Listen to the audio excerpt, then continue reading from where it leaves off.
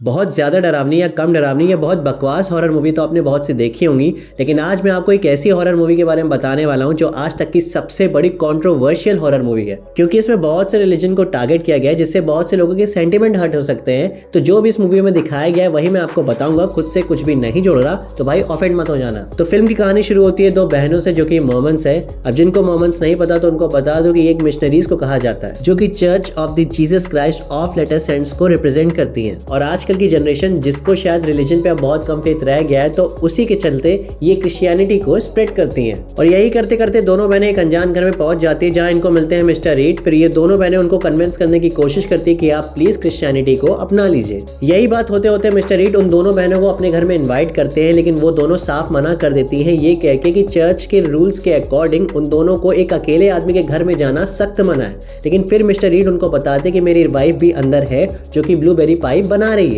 फिर उन तीनों की कॉन्वर्सेशन स्टार्ट होती है, लेकिन वो बहुत ज्यादा वियर्ड हो जाती है। और वो इसलिए क्योंकि मिस्टर रीड का ये कहना होता है कि वो बहुत ज्यादा स्ट्रगल कर रहा है किसी एक रिलीजन को ढूंढने में या उसको मानने में।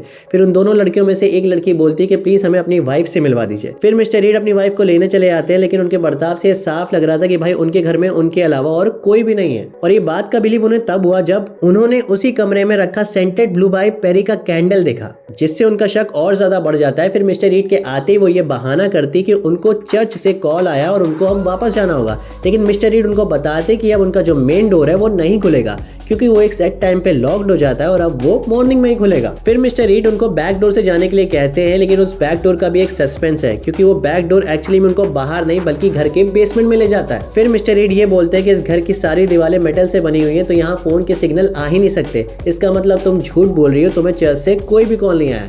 ये बात सुनकर वो दोनों लड़कियां घबरा जाती है और बात को घुमाने के लिए ये बोलती है कि प्लीज आप हमें अपनी वाइफ से मिलाइए। तब जाके मिस्टर रीड ये बोलते हैं कि क्या तुम्हें अभी भी लगता है कि मेरी कोई वाइफ है, क्योंकि इन सारी चीजों को देख कर ये तुम शायद समझ ही गई हो कि यहाँ मेरे अलावा और कोई भी नहीं है। सेम एज हम किसी भी रिलीजन को माने, लेकिन बचपन से ही हमारे पास प्रूव रहता है कि रियलिटी में ऐसा कुछ भी नहीं है। फिर उन्हीं दोनों सिस्टर्स के चर्च में एक एल्डर नोटिस करते हैं कि बांस और पैट्रिक्स वापस नहीं आई है, तो वो उनको ढूंढने के लिए उसी घर तक पहुंच जाता है। अब भाई ये तो मैंने सिर्फ हाफ स्टोरी एक्सप्लेन की है, लेकिन इसके आगे की कहानी बहुत ही ज्यादा इंटरेस्टिंग है, क्योंकि इसमें आफ्टर लाइफ का कॉन्सेप्ट दिखाया है। तो अगर आप वही सेम मेरे बदले की आग वाली हॉरर स्टोरी देख के बोर हो चुके हो, तो आपको एक बार तो इस फिल्म को जरूर देखना चाहिए, क्योंकि इसमें आपको बहुत कुछ नया देखने को मिलेगा। तो भाई फिल्म का नाम है हेरेटिक और इस फिल्म की IMDb रेटिंग है 7.1। और अगर आपने ये फिल्म देख ली है तो प्लीज मुझे कमेंट करके जरूर बताना कि आपको ये फिल्म कैसी लगी। तो बस आज के लिए इतना ही, मिलते हैं अगली वीडियो में। Till then bye bye and take care.